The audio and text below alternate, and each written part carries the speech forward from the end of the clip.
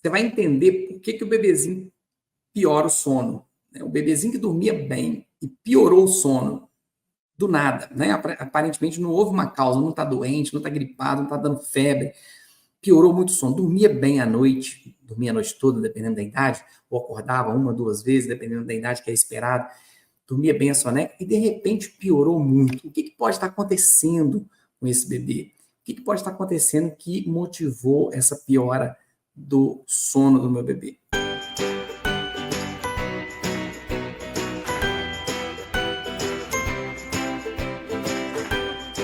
E o leque de possibilidades é muito grande o leque de possibilidades. Mas a grande maioria das vezes, quando a mamãe chega para mim e fala assim, não tem nada, não aconteceu nada, é sinal que esse leque de possibilidades já vai ser diminuído, porque as doenças, como eu disse anteriormente, um refluxo, alguma coisa assim externa, a gente já praticamente já descarta, senão a mamãe falaria, olha, piorou o sono e também está dando febre, piorou o sono e também está tossindo.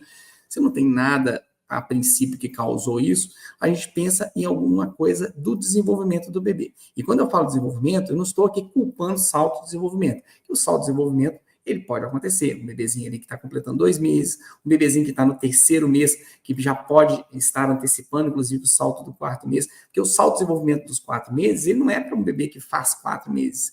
Ele é um bebê que tem um desenvolvimento de 4 meses, que é o bebezinho que está querendo levar a mão nos brinquedos, que é o bebezinho que está já acompanhando tudo com o olhar, querendo ficar de ladinho para tentar pegar os brinquedos ou até mesmo para girar. Então, a gente observa o desenvolvimento de acordo com o salto de desenvolvimento de acordo com o desenvolvimento, e não de acordo com a idade que o bebê está, tá? E assim também tem o salto dos 6, dos 8, e pode antecipar ou adiar, dependendo do desenvolvimento do bebê. Mas, o que acontece nesses momentos de desenvolvimento, de rápido desenvolvimento, que prejudica tanto o sono? Acontece esse prejuízo por 3 motivos principais.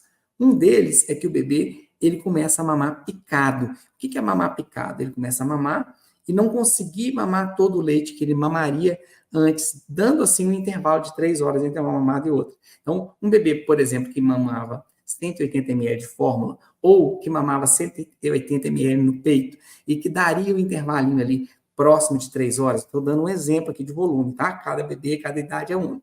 Mas 180, 3 horas depois 180, esse bebê conseguia dormir nas sonecas do dia, iria dormir bem à noite, porque durante o dia ele vai ingerir um volume X de leite, e todo bebê tem uma meta de leite que precisa tomar durante o dia, né? Depende muito da idade, do peso do bebê, mas nas 24 horas tem um volume X que o bebê precisa. Se o bebezinho ingere quase todo esse X, ou parte dele, ou ele todo durante o dia, ele tem menos chances de precisar de mamar de noite, exceto naquelas primeiras semanas e meses ali, que o bebê precisa mesmo acordar de noite. Agora, um bebezinho que está mamando picado durante o dia, porque tudo distrai, ele acaba acordando mais à noite, ele acaba precisando de acordar mais rápido da soneca, porque a fome vai bater. Ao invés de ele mamar 180, voltando naquele exemplo, se ele estiver mamando 60, ao invés de mamar 180 de 3 em 3, ele vai mamar 60 de hora em hora. Isso acontece, talvez, também dentro do peito, só que a gente não está vendo. Quando é mamadeira, a gente visualiza. Mas na mamadeira também acontece isso. Por que isso acontece? Porque o bebê dispersa muito.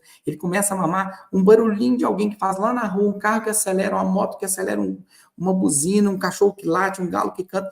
Tudo é motivo do neném parar. Às vezes a gente, que é adulto, nem percebeu aquele barulho externo, mas a sensibilidade auditiva do bebê nessas fases assim fica muito aguçada. Então, qualquer barulhinho. Outra coisa são estímulos visuais, né? Aquele quadro que está na parede, um porta-retrato, que o bebezinho mamava ali concentrado, de repente ele olha para aquele porta-retrato e para de mamar. E às vezes ele queria, né, voltando no exemplo 180, às vezes o 180 está dentro da mama, só que ele para no 60 porque ele viu o porta-retrato e quer ir lá brincar, e aí acaba, a gente insiste, o bebê não volta, e passa um pouquinho, quer mamar de novo, passa um pouquinho, quer mamar de novo, e esse bebê começa a não fazer adequadamente as sonecas do dia, e consequentemente, se não dorme bem de dia, entra em efeito vulcânico e não dorme bem à noite. Então, essa questão da alimentação, a gente precisa muitas vezes mudar o ambiente que o bebê mamava para um ambiente mais tranquilo, sem gente perto, sem barulho, às vezes ligar um ruído branco, aquele mesmo ruído branco que a gente liga, às vezes no momento do sono, para melhorar o sono, ligar também no momento da mamada, verificar se não tem nada também no ambiente que possa estar distraindo o bebê. Então, melhorar o ambiente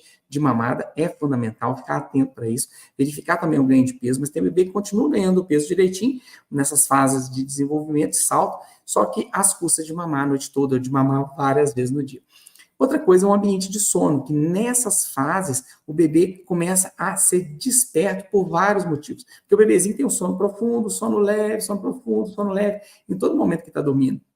Nesses momentos de sono leve, nessas fases de salto, o bebezinho, quando abre o olhinho ali, ou uma semi-abertura de olhinho, ele vê aquela luzinha do ar-condicionado, aquela luzinha da televisão, a luzinha da babá eletrônica, aquele abajurzinho que você sempre deixou que nunca fez mal, mas agora pode estar fazendo. Então, a gente precisa redobrar os cuidados em escurecer e tirar os estímulos luminosos ao máximo do ambiente de sono, inclusive na soneca do dia. Muita gente acredita que durante o dia tem que dormir na claridade, nos barulhos normais do dia.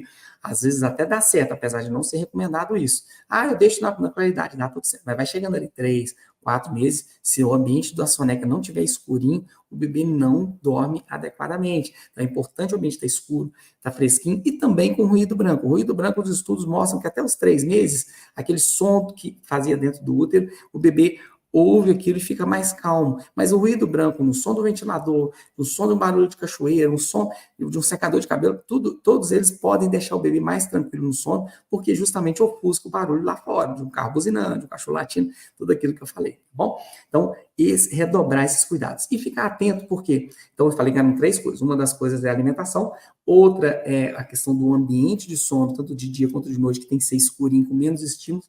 E outra coisa, que nessas fases de salto, geralmente a janelinha de sono do bebê diminui. Então, um bebezinho que acordava, por exemplo, vamos pôr exemplo de um bebezinho que está no salto dos 4 meses. Às vezes, esse bebezinho vinha com um padrão de acordar às 7 da manhã e ter sono de novo 8h30 da manhã. A mãe já estava acostumada com a janelinha de 1h30. Então, já fazia as rotininhas lá, acordava, colocava o bebezinho no carrinho, dava um passeio, ia lá, tomava seu café da manhã, merecido, né, que a mãe precisa, mas fazia todas as rotinas para que 8h15, 8h20 já comece um ritualzinho para relaxar o bebê e o bebê 8h30 esteja dormindo. Só que agora esse bebê que está em salto, ele pode regredir a janela de sono. Então ele acordava às 7, a mamãe já tem certeza que ele dormia 8h30, só que agora às vezes ele precisa dormir 7h40, ele precisa dormir 8 horas. E se a gente não ficar atento nessa possibilidade, passa da hora de dormir, aí o bebê fica irritado, entra em efeito vulcânico, ele não dorme. Então, às vezes, a mãe, mesmo fazendo tudo certinho, não dá certo. Então, fica sempre atento a essas 3 coisas, tá? Mas também pode ser alguma coisa que está começando, principalmente quando tem 2, 3 dias que piorou o sono. Pode ser um quadro viral, que às vezes o primeiro sinal é dor no corpo, né? Nem fica enjoadinho, depois vem uma febre, uma tosse, nariz entupido, uma diarreia, dependendo do vírus que for, né? Verificar, porque às vezes algo simples no ambiente aí mudou. A vovó chegou para visitar a gente tem ido, levado ele na igreja, antes a gente não levava, agora mudou a rotina. Qualquer mudança de rotina, por mais que para a gente seja uma coisa muito simples, que nem precisaria de ser relatado, aquilo pode impactar, sim, na rotina do bebê, tá bom? Observar e sempre conferir o ganho de peso do bebê. Se o ganho de peso deu uma desacelerada, ou está ganhando menos do que precisa, ou às vezes está até ganhando o que precisa, mas desacelerou, por exemplo, um bebezinho que vinha ganhando 1,5 kg, 2 quilos no mês, e nem precisava de tudo isso, mas ele ganhava 2 quilos, de repente passou a ganhar 700, opa, 700 é o que ele precisa?